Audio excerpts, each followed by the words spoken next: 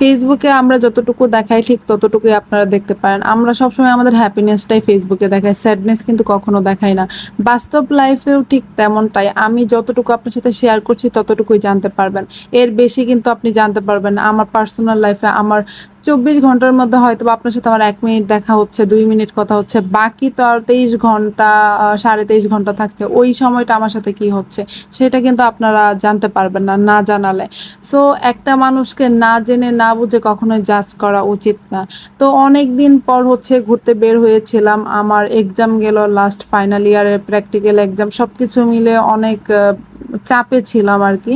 তো সবকিছুর পর শেষ, এক্সাম শেষ, অনার্স লাইফ শেষ।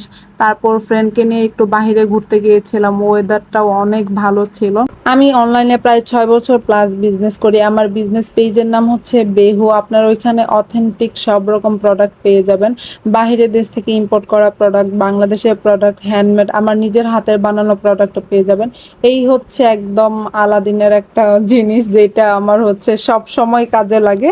এটা আমার বাহিরে গেলেই বেশি কাজে লাগে। আমার অনেক গরম লেগে আমার মাথাটা একদম ঘোরায় যায়, তখন এই ফ্যানটা আমাকে একদম সেভ করে ফেলে। এক্সামের চাপে ২ বান্ধবী পুরো একদম মনে হয় প্রেসারে ভর্তা হয়ে গিয়েছিলাম। তারপরে শ্বাস নেওয়ার জন্য একদম এক্সাম শেষ হওয়ার সাথে সাথেই আমরা প্ল্যান করে ঘুরতে চলে যাই বাকৃবিতে।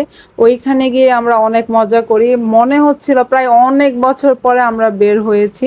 কারণ এক্সামের কারণে বের টের হওয়া হয় নাই, ওইভাবে ঘুরতে যাওয়াও হয় নাই। আর আরেকটা কথা বলি, সেটা হচ্ছে আমি কিন্তু প্রায় ৪ বছর প্লাস ব্র্যান্ড প্রমোশনের সাথে আছি। যারা আমাকে জানেন, চিনেন, অনেকেই হয়তোবা জানেন আমি ব্র্যান্ড প্রমোশনের কাজ করি, অনেকেই আবার জানেন না। যারা আপনাদের পেজে প্রোডাক্ট আমাকে দিয়ে প্রমোশন করাতে চান তারা অবশ্যই সুমাস চিল গ্রাউন্ড পেজে ইনবক্স করে ফেলবেন। এইখান থেকে ডিটেলসে আপনার সাথে হচ্ছে কথা বলা হবে।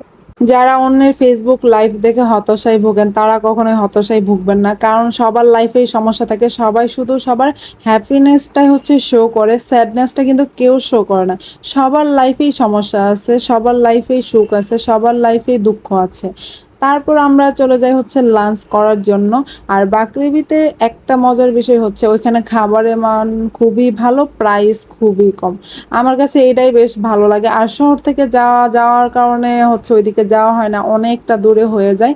তবে সুযোগ পেলে, সময় পেলে আমি অবশ্যই বাকৃবিতে চলে যাই ঘোরার জন্য। ওইখানে গেলে মনটাই একদম ভালো হয়ে যায়। একদম স্নিগ্ধ প্রকৃতি, চারিদিকে এত সুন্দর। আমরা নদীর পাড়টাতে চলে গিয়েছিলাম আর বৃষ্টি হওয়ার কারণে ওয়েদারটাও ছিল অনেক বেশি সুন্দর। এত সুন্দর ভিউ আপনারা ওইখানে গেলে দেখতে পারবেন। লাস্ট একটা কথাই বলতে চাই, সবার আগে নিজেকে ভালোবাসতে হবে। আপনি যখন নিজেই নিজেকে ভালোবাসবেন তখন কে আপনাকে